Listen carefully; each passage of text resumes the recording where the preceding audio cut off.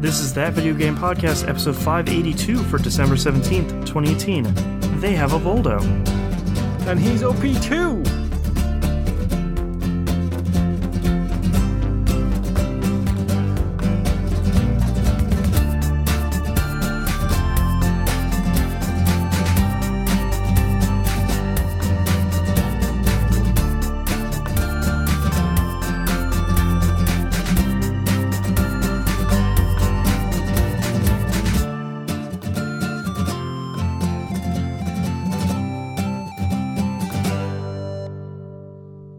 Welcome back to another episode of That Video Game Podcast. I'm your host, Boston. Joining me as always is Moonpier. Hello. We had just got done recording all of our stuff. So if anyone's a new listener or sort of forgot since last year, this is our last normal episode of the year. We have our Game of the Year episode next week, and then 2019 predictions. That is the third, fourth time I've screwed that sentence up. Like, the most correctest was most 5. correctest. I got that on lock. 2019 predictions. Having trouble. So, that episode will also be coming on the 31st.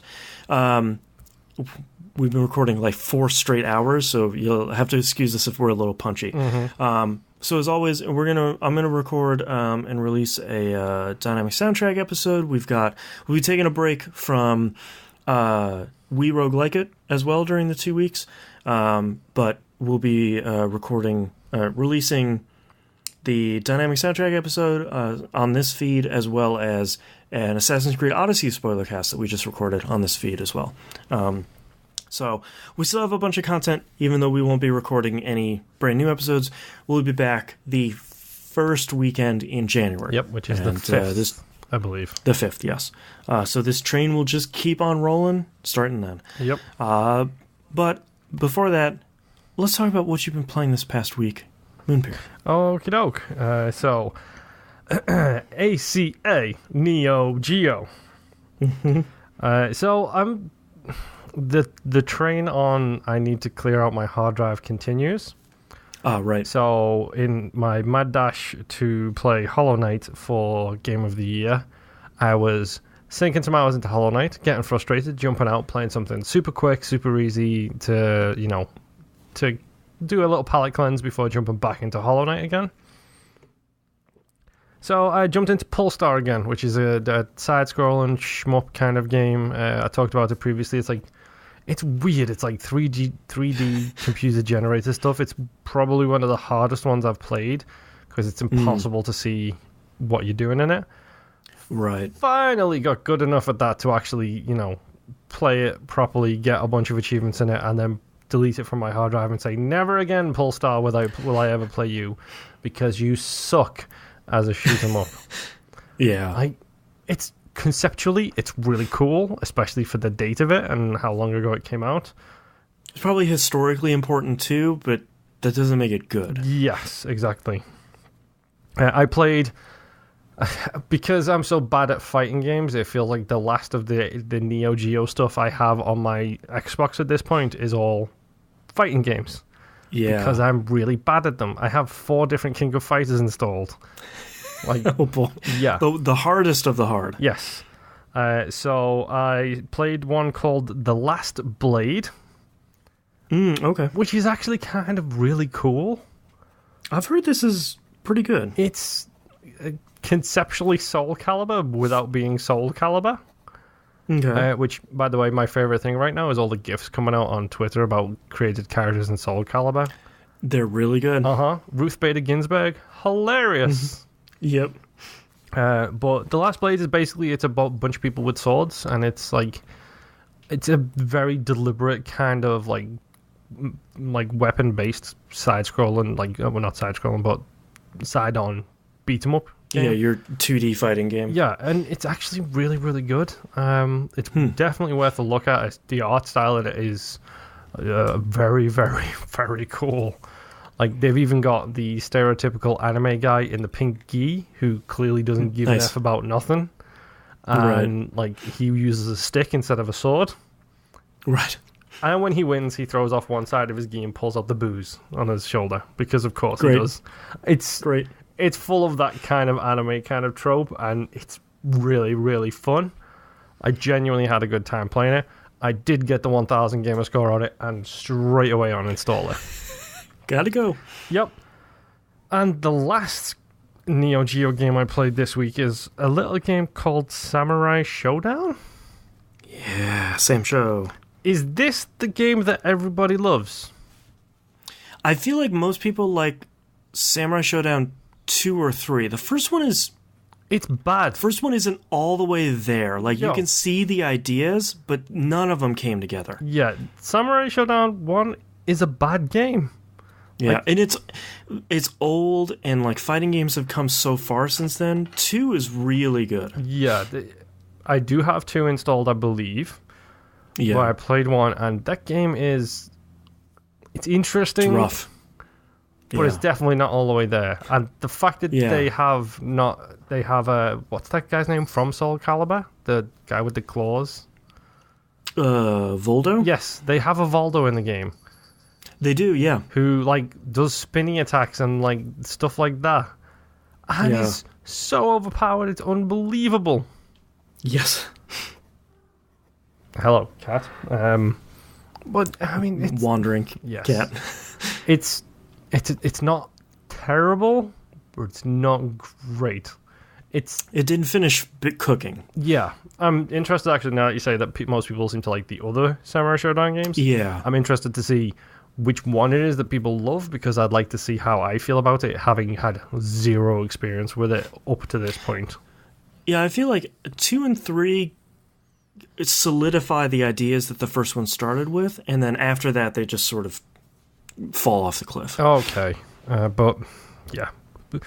NeoGeo games are surprisingly fun for the very small amount of A, money, and B, time it costs me. So, they were my palate cleansers while playing Hollow Knight, which I'll circle back around to that in a little bit.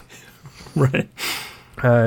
Break up my achievement hunting / quick games with Batman the TellTale series. Season 1 has been completed. Yes. That game is really good. Yeah, you liked the whole thing? Overall, it's a really good retelling of the Batman legacy. Like, it's a really good alternate universe kind of thing. I genuinely enjoyed a lot of the characters in it.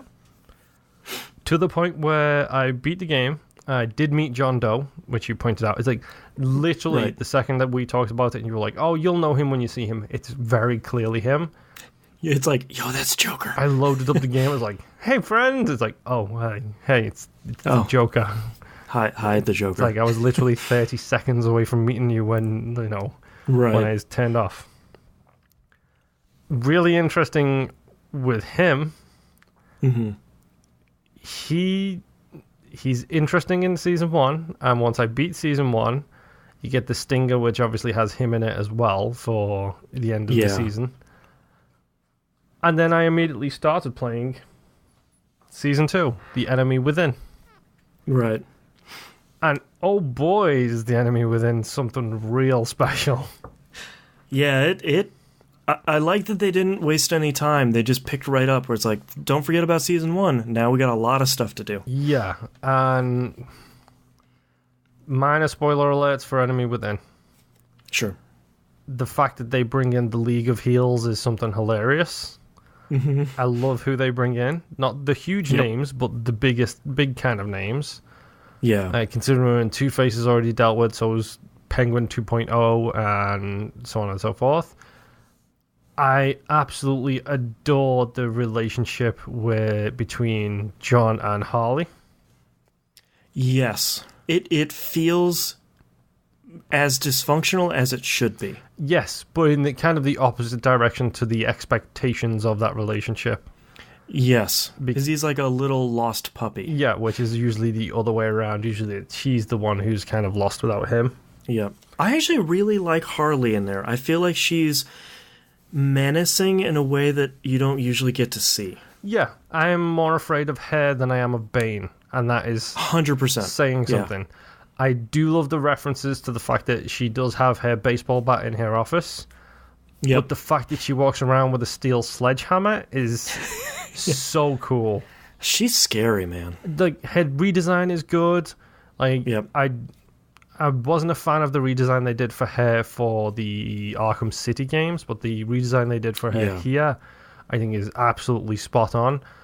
Voice actor's great. Yep. I love the fact that she's got the short bob haircut, and it's very simple kind of design. Like, she's the most impressive so far. Like, she scares me more than any of the other people. Yeah. For good reason, because she basically took on the police force by herself at one point. Yeah, like, what a great scene. Yeah. What a great game, man. So I wrapped up episode 3 of that today, and that will probably get finished up at some point this upcoming week, which I'll tell you folks all about it in January. Right. Well, yeah. Not to bring it down a little bit here, but the enemy within is very much a case of coulda, woulda, shoulda for the TellTale games as a whole. Yes. Because the game runs fantastically. The engine is smoother than it's ever been before. The differences in the controls that they made is fantastic. And the same thing they do in Batman Season 1, the fact that they don't be like, oh, someone will remember that, or they do have those messages, but they have a summation of relationships at the end of each episode. I love those so much. Like, it's such a smart, logical change for that. And they'll say, like, this person at the end of this episode is left cold for you, and they have, like, these 3 choices were good, and these 4 choices were pretty negative, and overall, here's how this person feels against you. And now that you've seen 75% of the episodes in the series, it's really interesting how that plays from episode to episode, where, like, you'll see some characters and they'll come in and be like, oh, it's you again. Mm-hmm. Great. Looking forward to talking to you again. And you can make one big decision that affects everybody's, like, relationship with you. Like, the end of episode 3, something just happened involving a giant casket, and that decision has changed everybody's relationship. That decision sucked. Yeah. Like, in a great way, because it's a tough decision that TellTale was really great at making you do, but man, that was a rough decision. I've seen more 45 to 55% choices in these 2 games than I have in a long time in the TellTale games. And they always said that was their golden goose, was they want to see 50-50s. You're never going to get 50-50s in this day and age. No. The fact that there's more closer to the middle. I think one of my choices was a 51.2% to like a 48.8. I was like, right, okay, these decisions are getting closer and closer to being in the middle. And there's always that 1% too, where it's like, I didn't even know you could do it. Like, how did someone manage to make that choice? Yep. It's such a bummer, because I feel like they could have done such great stuff with this series, and it's extra frustrating because nobody played it, because it's just like, oh, TellTale Batman, like, oh, does his parents get shot again? It's like, but it's all, like, all of that is different in such a cool way that it sucks that so many people missed it. It makes me laugh because I think the best-selling games they produce are the worst, with maybe one exception of Season 1 of The Walking Dead, which is their best game and probably sold the best as well. Yeah. But yeah, man, it's real good. It's shockingly. I left it. Unfortunately, I had to stop playing because of recording stuff. But it's one of those things where I left that game and just like, well, that's not a great point to stop on. I kind of want to play episode 4 now. Yeah. And also the images they used for the episode teasers as well. Yep. It's got John looking pretty naughty in that spoiler image. So I'm waiting for the reveal. I'm curious to see. So the one of the big lead-ins to the last couple of episodes of that season is which of the Jokers are you going to get? There are 2 of them, and they are significantly different. Okay, and are these kind of Jokers kind of similar to previous incarnations? Sort of, but it's more like, here's the one that's being a vigilante, and he's a little bit closer to Batman's side, and here's the Joker you're sort of used to, and they look different, and the voice actor plays the two pretty differently, and it's really the culmination of the decisions you've been making for the whole 2 seasons on who you get and how you have to deal with them. Interesting. Yeah. I think it's probably their most ambitious thing because of how different the storylines can diverge. But nobody played it. Yeah. I don't know who did the voice acting for John or / the Joker in this game. Whoever it did, I need to give mad props to, because they feel like they've taken just the right inspiration from the different carnations of the Joker. Yep. Because, I mean, like, the fact that he does an impression of Batman, like, when he meets Batman and talks to Batman, he does impressions of him, and it's kind of hilarious. Don't do that, Joe. Like, it's really good, but certain lines he delivers feels like the iconic Joker lines of previous years. Yep. Specifically, but like he's trying to keep it under control. Yeah, like there's one bit where he actually comes out and he says, "Oh, you can trust me, Batman. I'm a man of my word." And the way he says it's just like, oh, I don't like it at all. The way he says that just reminded me of Heath Ledger saying that. Like Heath Ledger's delivery of that line of the "I'm a man of my word" kind of line was so good, and it feels like it was an ode to that, but at the same time being his own. Like He's voiced by Anthony Ingruber. Did a really great job. Looks like he's been in some other video game stuff, but nothing really super big. Yeah, but he does a great job. Yeah, and he's got his laugh feels like the Jack Nicholson laugh as well, like the manic laugh. That like manic, a little bit unhinged. God, these games are so good. But yeah, I'm looking forward. I'm looking forward to finishing Enemy Within. It should hopefully be really, really good. I played Elite Dangerous. Okay.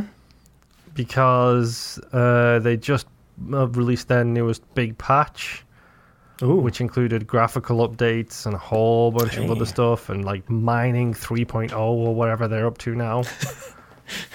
The best mining. They have subsurface seismic missiles for you to blow up asteroids out of the sky. Well, that would have been nice in Mass Effect. Yes, it would have. Would have also been nice in Dead Space. Thank you, stupid laser games. Yeah, for real. My wife and I did a whole bunch of mining. Like, a whole bunch of mining. In any other game, that would be the mini game you don't want to play. But in Elite Dangerous, it's like, all right, I'm super pumped. I bought myself a new ship. I got it fully kitted out. I spent 20 What's the name of the ship? What sort of serpent name? I got the Cobra Mark IV. Right. Which is a specific ship you can only get if you bought the game within a certain time period. So, because I picked it up in early access, I get access to the Cobra Mark IV. Probably for that, and also the fact that I bought Horizons, which is the expansion pass, really early as well. So, slight disappointment for my wife. We game share. Right. She can't get the Cobra Mark IV. Yeah, that's the bummer about some of this game share stuff, where it's like, oh yeah, you got the base game, but man, that season pass, you got to buy another one. I get it. She gets all the content for the season pass as well. It just just not like the early access. It's just stuff. Literally the Cobra Mark IV was a thank you for supporting us. Here is a ship. Kind of it's thing. Tied to your account as opposed to like your game. Exactly. So she can still do all the other stuff like the planet side landing and all that kind of stuff. Like she can still do all that jazz. There's just this one little thing that's not even there, and it looks cool as hell. Like of course it does. You remember the weird spaceship looking thing they use for Independence Day? Like it looks just like an elongated like stealth bomber, but designed for space. Oh man, it looks like super cool. And I now have my green lasers and my green engine trail, so I look like a snake going through space. Yeah. What else do you need? Exactly. So yeah, I like Elite Dangerous a lot. And mining, despite the fact that it can be tedious, is kind of cool when you're firing giant lasers at a huge rock in the sky. Yeah. That's all I've ever wanted out of space. Find yourself a good ring planet, get yourself in there on those asteroids, and get you some gold. Yeah. Or platinum. Platinum's actually worth like 25k per ton, so it's profitable. And the final game this week for me is Hollow Knight, which is the game I, hashtag spoiler alert, did not complete in time for Game of the Year stuff. Some stuff's just not going to make it. Yeah, there's 5 games that came out this month alone. Yes. That I need to... I downloaded like 3 new games that just came out on Game Pass that I all, like, Beyond Two Gardens or whatever it is, that like Mutant Year Zero. And Below, like, and there's one other game that I downloaded where it's like, oh my god, I have to play this too, and it's like, thank God we do December to December instead of January to January, because if not, like, I'd have 4 more games to play just this month alone. Yeah, just because 4 came out in December. I mean, come on. Yeah. Like, it's absolutely ridiculous. So, all of that stuff can now officially wait until 2019 Game of the Year. Yep. So I was trying to get through Hollow Knight. I really was. I was having fun, big game, but it's so huge. Yeah. And it's like, okay, I didn't do any more bosses. Well, I think I was talking to you about, I get confused now because, like, did I talk about it on the show? Did I talk about it on Twitter? Right. I did get my new butt bash ability. You said I've defeated 2 of the hardest bosses in the game at this point. Yeah, or at least 2 of the bosses I dislike the most. The 3 mantises or whatever, and weird fat spelly ghost guy. Yeah, yep. It works. It describes him perfectly. It is a weird fat spelly ghost, yeah. I got my butt bash, and now I'm just in the process of doing some more exploring so I can figure out which boss I need to go after next. I did save up and drop the 1800 on the stupid glowworm. I'm assuming that will come in handy at some point. Yes, you'll need the glowworm for... Deep Nest? It helps in Deep Nest a lot. God, I hate Deep Nest. And it helps with some... You've probably found some buildings that you've gone into, and it's just completely dark. It'll illuminate that. I have no idea. Yeah, a lot of them are like, you'll go into this building, and it has like a short maze. It's like the dark area with the spikes in Symphony of the Night where you use the Echo of Bat. Yep. It's that where it's like this maze isn't hard, it's just annoying. You can only do it when you can see. So it'll be like, oh, you'll spend 2 minutes doing this maze, and at the end it'll be a mask piece. It's like, oh, okay, cool. Yeah, I finally got an extended life and spell bar, so that's good. Nice. At least I got my first 2 upgrades in those. Have you upgraded your nail yet? Yes. I went down to face the 3 mantises, and on the way to face the 3 mantises was the weird samurai-looking bug guy with the flat hat. Yep. And he was like, oh, it might be worth going east beforehand so you can find this place and upgrade your nail before you face the 3 mantis guys. So I was like, And now the blacksmith is on your map, too, so you don't have to remember it. Yep. So I did do that, and I went east, and I went to the wrong zone twice before I found the right zone. Right. Hence all of my exploring. It was like, oh, he's in the city of whatever it is, but that's not what it's called on the map. It's called something different on the map. Yeah. So yeah, you're in this sort of weird spot where like you have to find this specific thing that'll mark 3 bosses on your map, and like that's leads you to the end game. And basically you do these 3 things, and then you can go fight the final boss. But I always have a really hard time remembering where that. It's like a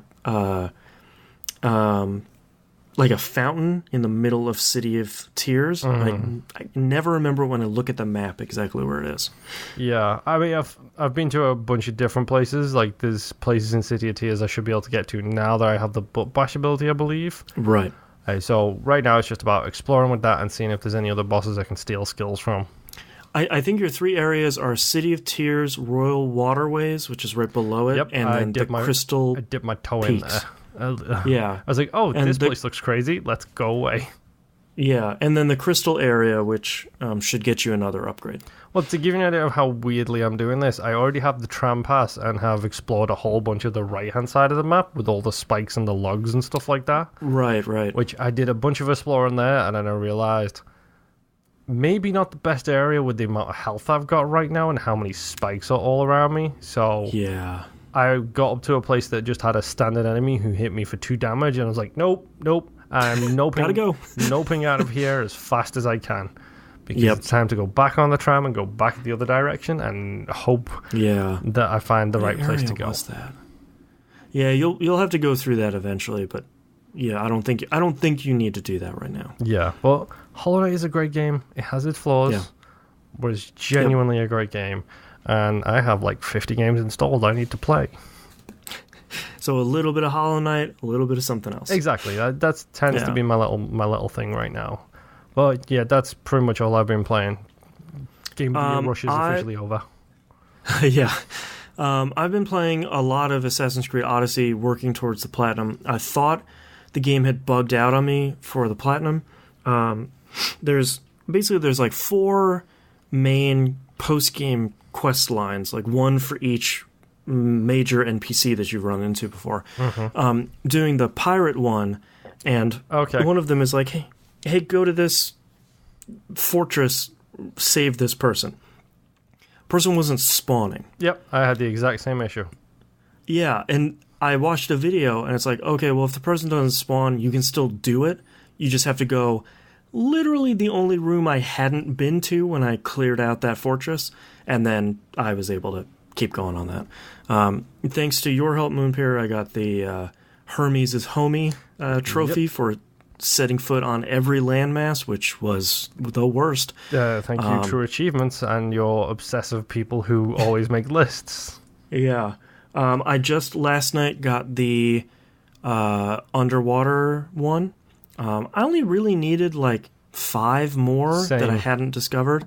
There were 47 of them, something like that, a crazy number. Yeah. Come on, 47 versus Old Habits Die Hard or whatever the Origins one was. That was way worse, yeah. I'm glad that I had done a bunch of them as I ran into them throughout the world, because I knew that there was that trophy. Yeah. But that wasn't as bad as I thought it was going to be, but I have to do like upgrade the ship, which is just busy work. Yeah. Stop at every blacksmith you can and get as much of that stuff as you can. That's what I've been doing. Like every time I fast travel, hit the blacksmith and go to where I'm going. Right now, I just need to go get the tablets. I just need to clear those places out and get the tablets. So that's easy. I'm like level 54 at this point. Most enemies cap out at 51, so whatever.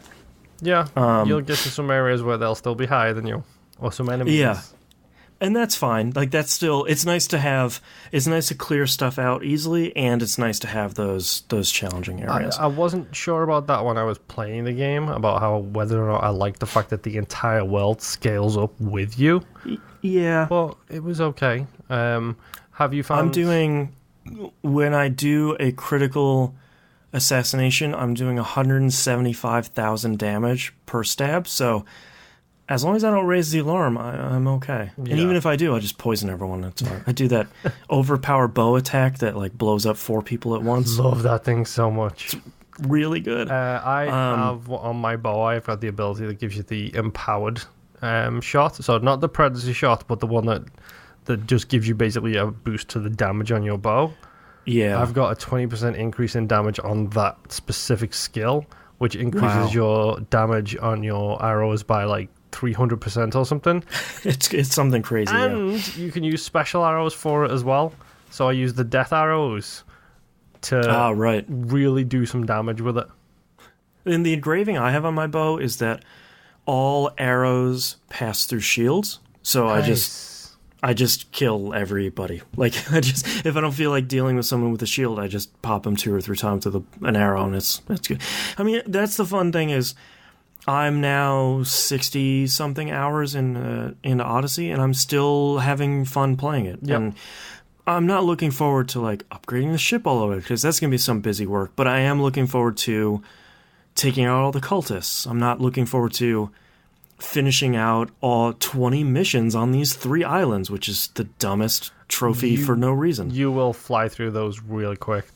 I only have probably like 2 or 3 more. Yeah, there's a couple of quest lines throughout the game that just have you bounce between them all, and it's just like, okay. Yeah, it's like I just did 7 more. Mm-hmm. Yeah, but I'm excited. This will be another platinum for me, and another 100% for an Assassin's Creed game. I'm glad and a little bit bummed, mostly glad that there isn't another 100% trophy like there was in the last game, because you got to see everything in the game. Yeah. But Assassin's Creed Odyssey is too big, so I wouldn't want to spend the probably 50 more hours doing all that stuff, like no exaggeration. So it's kind of nice. Yeah. I downloaded a new game on iOS. I think it's out on Android too, called PinOut. It's all one word. When I looked at the store listing, it looked like a pinball game on iOS. It's like, okay, I'm gonna try that and see how that works. Yeah. Because I never played Pinball Arcade on iOS. It's not a pinball game. It's an endless pinball game. So basically, you're looking at one screen at a time. Basically, your goal is to hit one of the like 2 or 3 ramps. But when you hit the ramp, it actually pushes you out onto another board, and you're just trying to see how far you can get in the time you have. And it's pretty cool. It's kind of interesting. Yeah, I have played it way more than I thought I would. and I thought it'd be like, oh, I'll play some pinball, like whatever. But I think, like most of these endless runner games, endless games like this, I just have a lot of fun trying to see, like, all right, I got 35 screens last time. Let's see if I can push like 45 this time. Yeah. And it's one of those things where it's like, all right, that's a pleasant surprise to find. And it's called PinOut, and it's free, and I had a lot of fun. Destiny 2, The Dawning, is running right now for now until the first of the year. Last year's Dawning was a bummer. That was basically like money, microtransactions. This year, they're doing something cool. So Ava Levante, one of the big vendors from Destiny 1 is back. She was the one in the tower that sold you shaders and emblems. She disappeared following the events at the beginning, when the tower got destroyed. She basically, in the lore, she basically said, like, I'm out. I'm too old for this. I'm not, you cannot get me back. So she came back for the Dawning, and she's like, I like the Dawning, I'm back.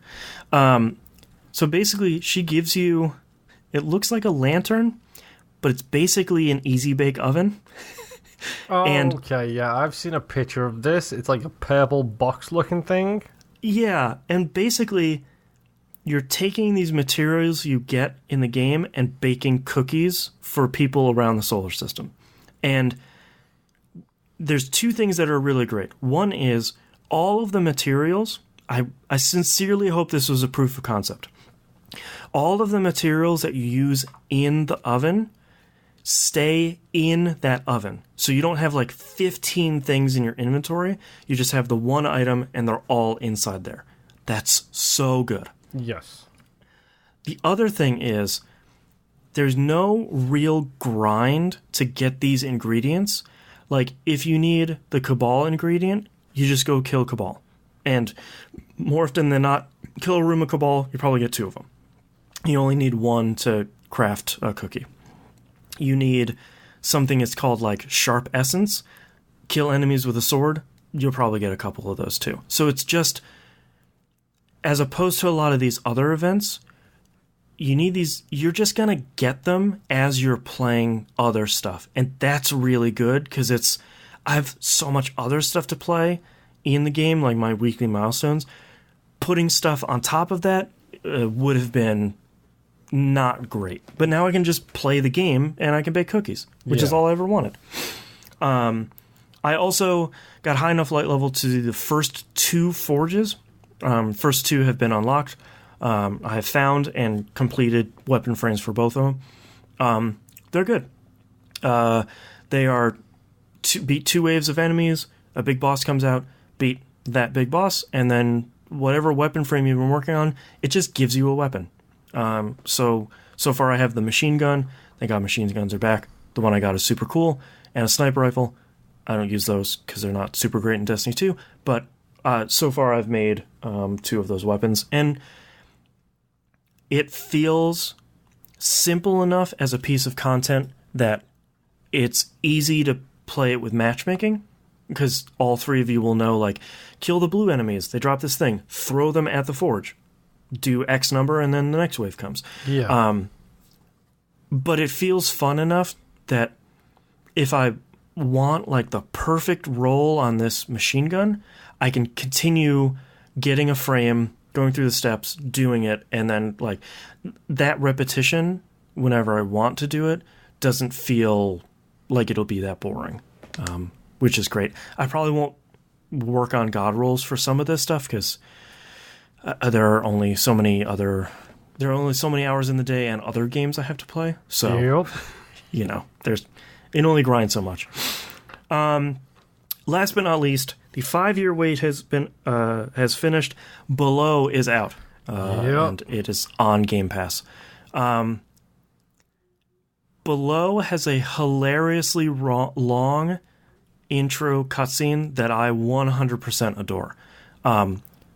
I thought I was doing something wrong, so anyone that's going to start playing Below, pop on a pair of headphones, turn it up. Soundtrack is really great.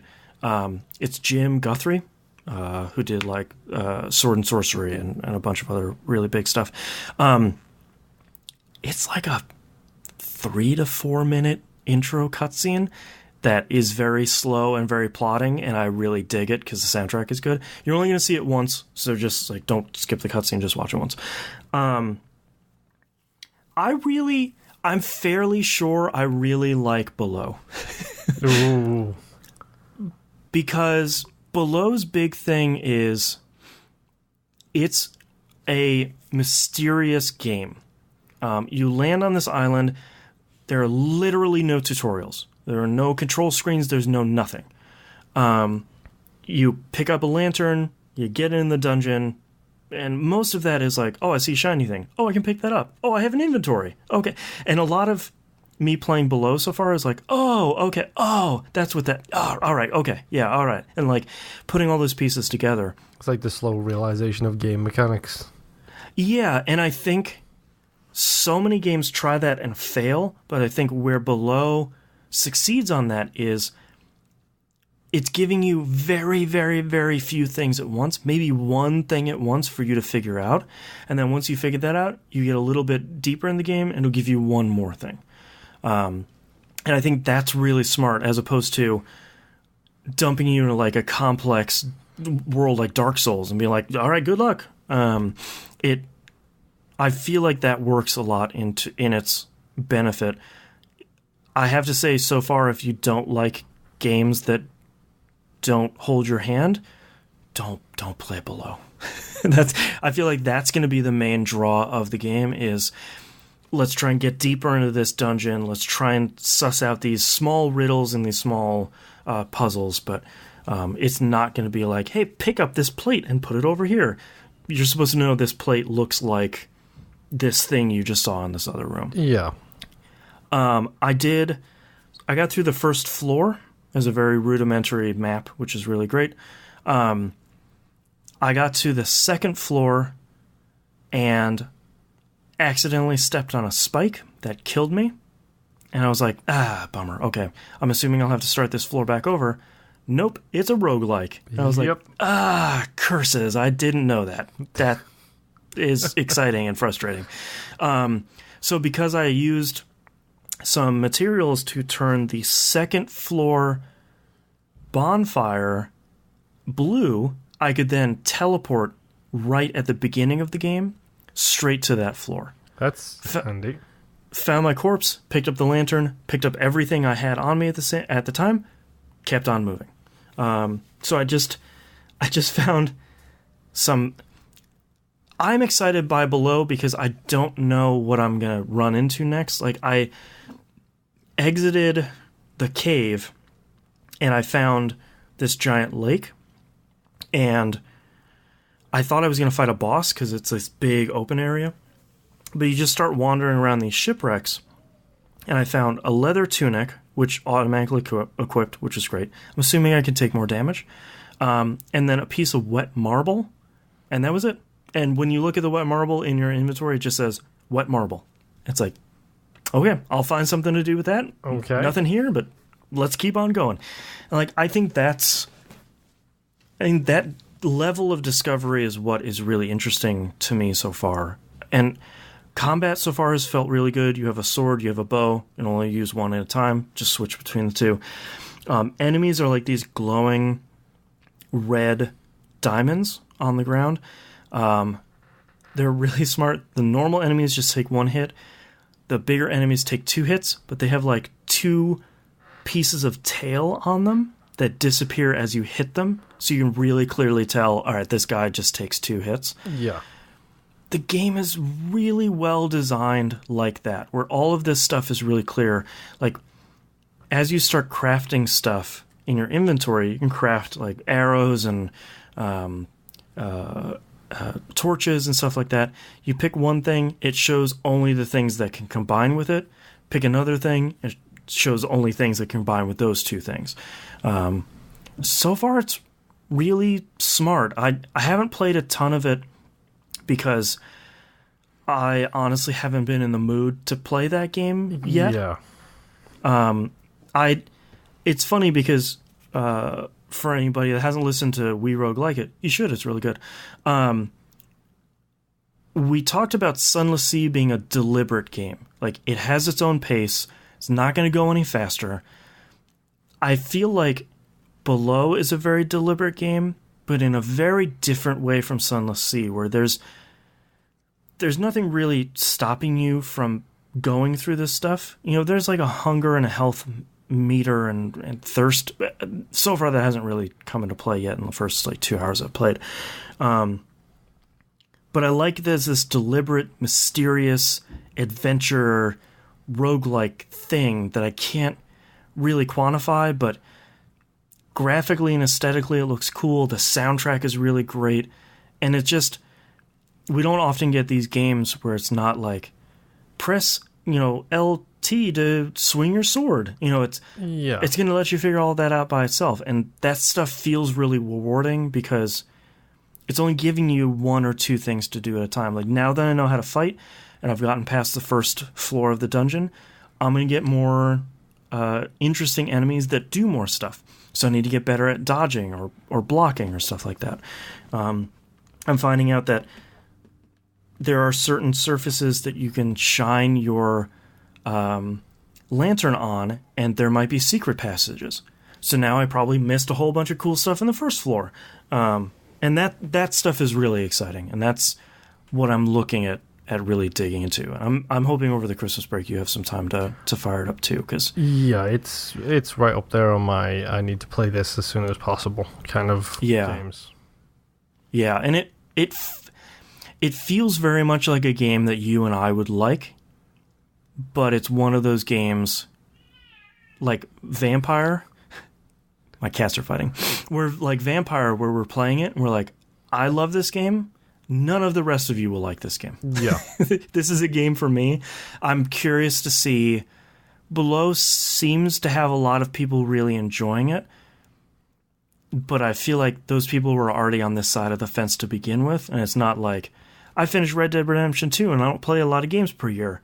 Below is really great. Like, that's probably not going to happen. Yeah, it's already it would be great. Crowd. Yeah, and it would be great because Below is on Game Pass. But so far, so good.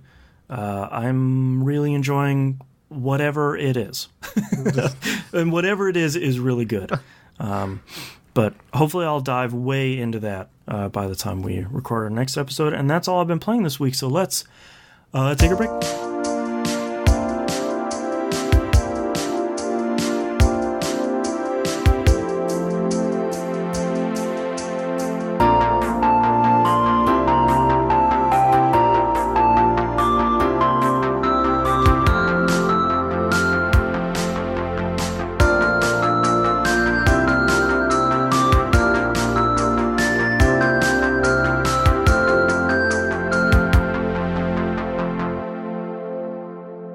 Let's talk releases for the week of December 17th, 2018. Warhammer Vermintide 2 comes out for PS4. Now that it's out of early access. And Firewatch comes out on the Switch, which is a game you should check out. That game's cool. Also a very good game. And that's really it, because it's Christmas, and no one puts out games right now. Yeah. For understandable reasons. And also, we don't really have any news stories, mostly because I wanted to talk about all the questions people have been submitting for the last couple of weeks, and I've been too tired, and my voice has been blown out to answer them. So, let's start off with... Just before we do, one news story. They announced Xbox Live Arcade is coming back. Really? Yes. I hadn't seen that. 8 games. If you buy a certain amount, you get up to X amount of dollars back. Right. My immediate thought was, that's a mistake. You should make it 4 games. 8 games is too many games for 8 games is a lot of games. For any time period, winter of arcade, summer of arcade, whatever it is. 8 games is too many. Make it 4. Especially with Game Pass. Mm-hmm. It should just be 4 games as far as I'm concerned. Yeah. 4 is a lot of games, but it's an attainable goal to get, $10, $20 back, whatever it is. Yep. But yeah, just wanted to throw that out there and say, I think 8 games is too many games. Yep. That's our official ruling. 8 is too many. Mm-hmm. T-Bomb Rocks in Discord says, there's a ton of games to play for Halloween, but what are some great games to play for the Christmas season? Ooh. Christmas games. SSX Tricky. Yeah. The new SSX. Any of the SSX games, they're all good. Yeah, that's... I didn't play the Wii one, so I can't speak about that one. That wasn't Dark Summit. Dark Summit was the mode in the new one, wasn't it? Yeah, wasn't it like Board Slide or something? Oh, who knows? Grind Board? Crack out the N64 and play some 1080, the hardest snowboarding game ever created. Yeah. Snowboard Kids? Apparently they're just all snowboarding games. Yeah, I'm trying to think of other winter games. Fallout 4, I'm pretty sure, was set on Halloween, I think. So that's... Oh, there was... Fallout 3 had that DLC in Alaska. Yeah, it did. Yeah. Are we going Christmas or are we just going cold? God, at this point, it's just cold. I don't think there are really that many specific Christmas games. No, I don't think so. Was Costume Quest 2? No, that was still during... Halloween, yet still. The Costume Quest 1 DLC was during Christmas. That's what I was thinking of. Yeah. I think that's it, to be honest. I can't really think of anything even remotely connected to the holidays. I don't know. Go launch a WoW and go and take part in the seasonal events there. Yeah, there's probably some winter event going on. Bake some cookies in Destiny 2. The tower's all snowy right now. It's great. Yeah. I love that. I love it when, places change based on what your actual time is. I love that stuff so much. Yep. T-Bomb Rocks also asked, with Netflix having Minecraft playable through their app, so this landed recently. This is the Minecraft story mode. The TellTale game now is playable with remote. Yep. Because obviously it's just I don't even think there's countdown timers on the decisions in that game. There is in the original version. I don't know about the new one. Yeah, I don't know. So that's a smart thing to bring that to the platform. Yeah.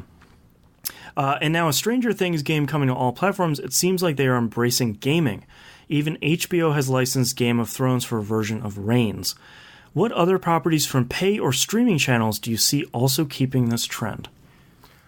That's a good question. Also keeping them all... What other big things, like HBO has Sesame Street, but I feel like that's a property that never really did well on games. No, the one time it was executed to perfection, it was a massive failure, which was the Double Fine Sesame Street game. Yeah. Which was incredible. Yeah, just flopped for seemingly no reason. Or was that a Kinect game? It was a Kinect game. That's why it flopped. Okay, so it failed for the one reason. Yes. I mean, I could see... people are slowly realizing that you don't have to have a controller in your hand to be a gamer or to enjoy games. Right. Something Fortnite seems to have helped accelerate this process a little bit as well. Right. Honestly, I could see if you've got a title, you could very easily make a game out of it that would be usable on most smart TVs or whatever. Yep. Things I'd like to see. I'd love to see an Agents of S.H.I.E.L.D. game. Give me an episodic Agents of S.H.I.E.L.D. game. Oh, it'd be great, like a Monster of the Week sort of thing. Exactly. Yeah. I mean, even that could come out on anything, and it could be a TellTale style game, or it could be a fully fledged 3D kind of game. Right. Like, give me Game of Thrones is really good with the. Yeah, Game of Thrones Reigns is a really good mashup. Good shout. Yeah. I don't know. It's so hard because I feel like so many licensed games from all this stuff just don't turn out well. They're just not good. Yeah. Give me a 2 Point Hospital expansion, which is all about one of the soaps from TV. Yeah. Where it's like General Hospital sort of thing. They just released a piece of DLC. It was like Bigfoot related, I think. Like a small expansion. Of course it was. Yeah, of course it was. So good. I can't think of anything else for pay. Yeah, like I feel like Amazon Prime Video doesn't really have much. It doesn't have like the one show you watch on there. Well, it does. Except Man in the High Tower, but we already have Wolfenstein. It has the other one, which also has a quote-unquote game coming out. Oh, does it? Oh, no. The stupid, not Top Gear, which I can't remember what it's called. The Great Race? Yes. Something like that? Called. Yeah, no thanks. Yeah. We're good. The funny thing is, I'm a huge fan of Top Gear. It was a great show. It's not the same. There's no reason to make a game out of it. Yeah. Yeah.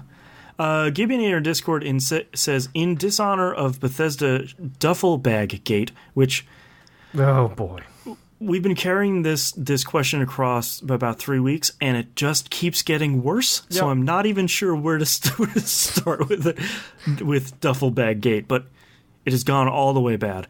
What are some of the absolute worst physical goods you've ever gotten with your games, either from pre-order bonuses, collector's editions, or just old school pack-in gifts from old school PC games? Worst physical editions. Well, I can tell you a really good one. It's the Deus Ex Mankind Divided collector's edition with the cool figure of Jensen in the triangle box, which apparently didn't sell well because we picked it up for like $30. Nice. I just got the Binding of Isaac 4 Souls card game, and that I hate you so much. Lived up to expectations. Whoa, I still don't know where mine is. Yeah, it's probably on the truck today. Yeah. Knowing. God, I don't know. I feel like old school PC games that came in boxes, if they had anything extra in them, they were usually fairly good. Yeah. I feel like there was, during the cloth map era, there was one game that came out with like a plastic map that was like super tiny, but I don't remember what that was. Joe J in a YouTube chat says, the Pip-Boy that no phone fits into. Excuse me. I think you'll find we have two Pip-Boys, or one of those Pip-Boys behind with your phone in them right now. And our phone does fit in it. It's not my fault you stupid iPhones don't fit in it. All the rest of the regular world phones do. Right. Your specific model fits in. I feel like that one... That is a problem. Like, like, he's not wrong. Like, that... Yeah, it's dumb in a fun way until your phone doesn't fit in it, and then it's like, oh, well, now it's just dumb. And it's dumb in a dumb way because the app never ran great. Yeah, it was never really a great... Even if you didn't have your phone in it, it's sort of like, well, the menu in-game works faster, so... Yep. Yeah. I feel like most of the time I buy, like, Destiny or Blizzard collector's editions, and those are known for being really good. So high quality that I don't really get bitten.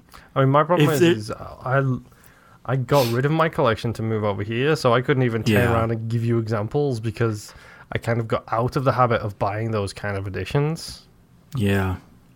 The sun went down, so I can't see anything behind me anyway. Yeah. Better lighting in here, but whatever. Dude, we're both two white nerds, two white guy nerds. We both have single lamps directly in front of us. It's fine. Yeah. The question I have for you is... not getting any better. Is yours a bare bulb like mine is or not? No, I have like a articulated arm light. Okay, so I'm the more hardcore because I go by bare bulb. Yeah. Maximus Prime in Discord says, so I just threw my first controller in about 10 years regarding the Luna's Howl hand cannon in Destiny 2. This destructive and disappointing act brings me to my question. Have you ever loved a game like crazy, but after they made significant changes to it, you could barely stand to play it any longer? If so, what game and what changes did they make? Borderlands 2, patching out all the cheats. That got really close. I feel like I didn't stop playing that game, but I stopped leveling other characters, because it's just... It became a grind. It went from being fun to being stupid. It should have been this thing where, like, oh, you're starting your second character, you get 1.5% extra XP just because you have another character. You're starting a third one, double XP, and, like, increasing every... By the time he gets, like... They kept adding characters, so by the time Gage came out, who's a really cool character, I did not want to level another character class. Yeah, and they patched all of the quote-unquote bugs and things like that out of a non-competitive game. Mostly single-player or co-op with your friends, where it doesn't really matter. I don't think I've bought another, like, 2K, like, whatever that studio is. Gearbox? Yeah, I don't think I've bought another Gearbox game since that. God, they haven't put out anything good since that. Well, no, pre-sequel was good. And they put out the Hero MOBA looking thing as well, whatever that thing's called. Oh, God. Battleborn. Yes. The mushroom guy. Yes. Yeah. God, I feel like for me, this one doesn't happen that often because I'm not playing a lot of MMOs. Mm-hmm. Destiny 2 is like a quasi-MMO. I'm not playing a lot of your like Call of Duties or Battlefields, that those changes in those are rather impactful. That stuff happens in Destiny 2 a lot, but none of them are so... After Destiny 1, none of them are so painfully impactful that people stop playing. Yeah. I don't think... minus Borderlands 2, I don't think I've ever done it, because, I mean, like you, I don't play a whole lot of multiplayer, mostly because my schedule doesn't really line up with anybody's.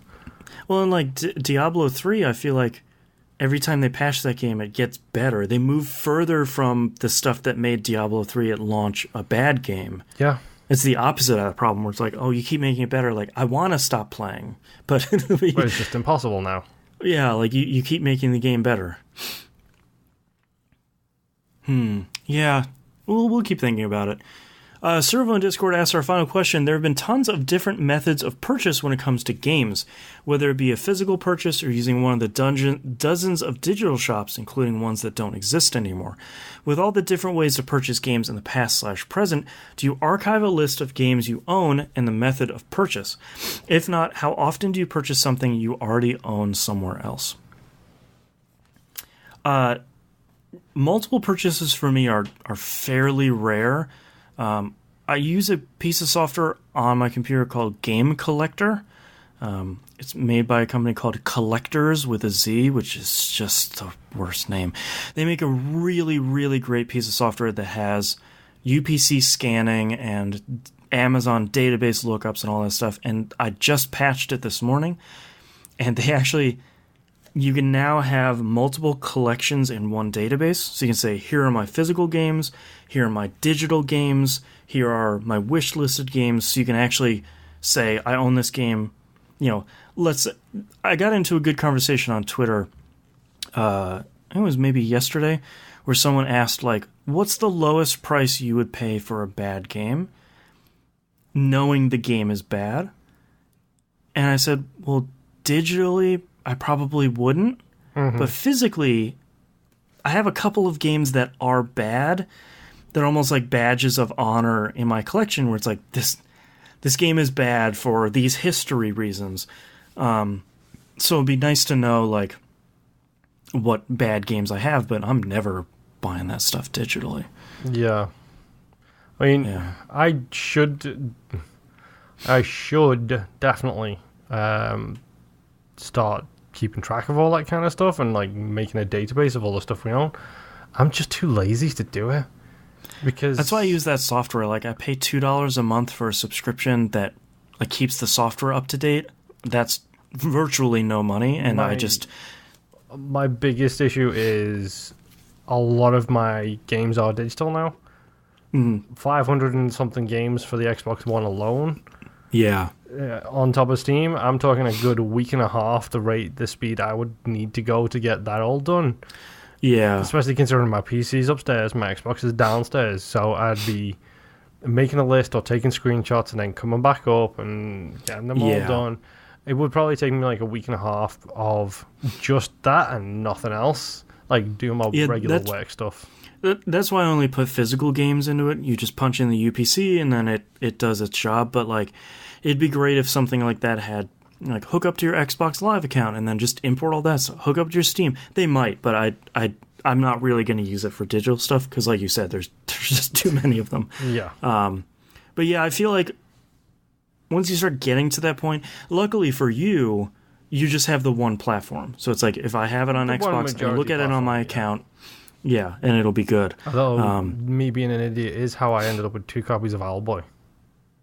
Yeah, that's unfortunate for that game. Yeah, but I feel like there are a couple of options out there, and probably a couple of websites that'll let you do the same thing too. But I feel like once you start getting enough games to ask the question, you probably just should. Yeah. Oh, it's too. Yeah. To be honest, at this point, I'm just too lazy.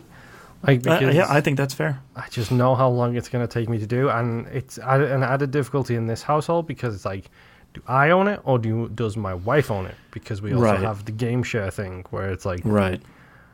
Oh, okay, so how am I going to do this? No Moon, we own it. Yeah. I don't know. It's weird. Yeah. All right, that's all of our questions for this week. No Thank you very much. No, nothing like that?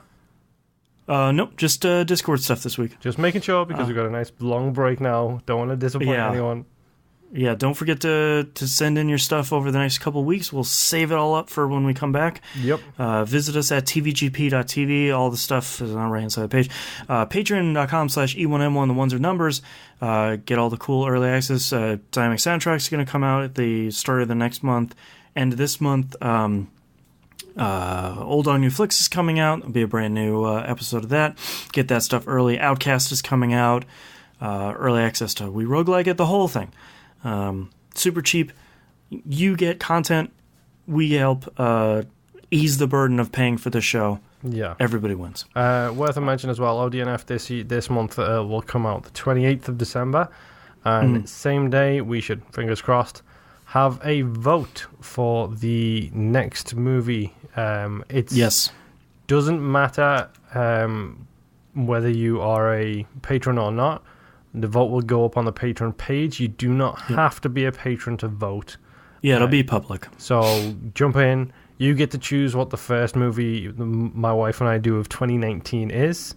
I have an option I would prefer from the three of them. As we always do. As we always do, but I'm not going to say it. I'm going to let the audience decide. And they are 3 of the big uns as well. So. Yeah, they are popular movies. Yes. They're big must-see, I feel like. Yeah. Yep. Yeah, so patreon.com/E1M1, as Moon said, it's public, so you don't need to be a patron. It'd be great while you're there if you sign up. But last thing, just wanted to mention again that we're going to be taking 2 weeks off. All this stuff is going to be already scheduled, so you'll still see a ton of stuff in your feed, but no regular episodes for 2 weeks, and then we'll be back at the beginning of January. So we'll see you for Game of the Year next week. Yup.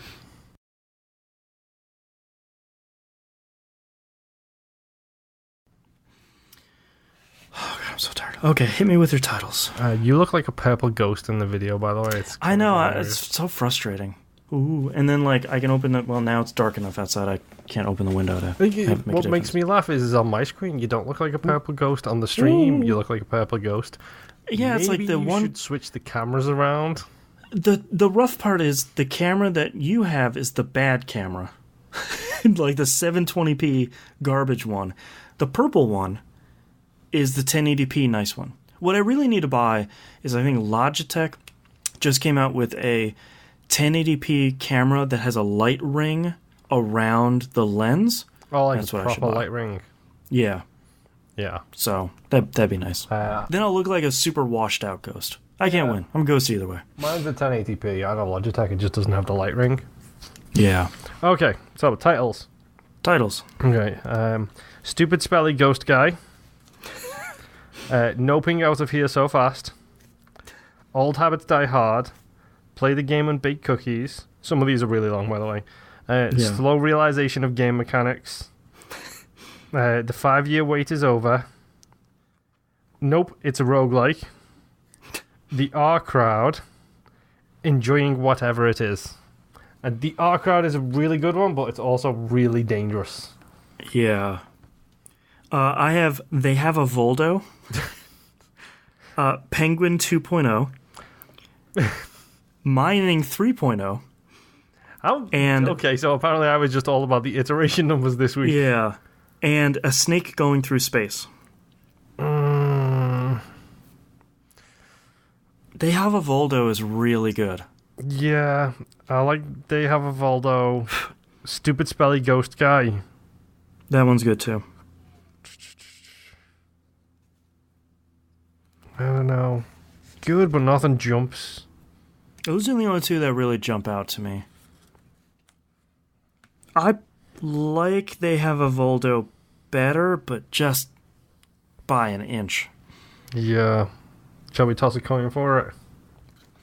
Sure. What do you want to do, Voldo? I honestly don't mind. Coin toss. I'm looking for an actual physical coin, and you're just like, let me just hit the internet for this. So heads will be They Have a Voldo. Tails would be Stupid Spelly Ghost Guy. Heads. Okay, no. That's Voldo. Congratulations, Voldo. Come on down. No, please don't. All right, let's get started in 3, 2, 1. This is That Video Game Podcast, episode 582 for December 17th, 2018. They have a Voldo. And he's OP too. Voldo is OP. All right, thank you so much, everyone, for watching the live stream, watching the video. YouTube this year period as well. Yes, yeah, and this year has been super great for the show, and 2019 I think will be even better. No live streams for the next couple of weeks, obviously since we're on a holiday. YouTube will have pre-recorded videos, so We Roguelike It, Game of the Year, predictions, and Assassin's Creed Spoiler Cast all will be on YouTube, posted at their respective dates. So I think that's it. We'll see you next year. Bye. Next year. Weird. And we can stop recording.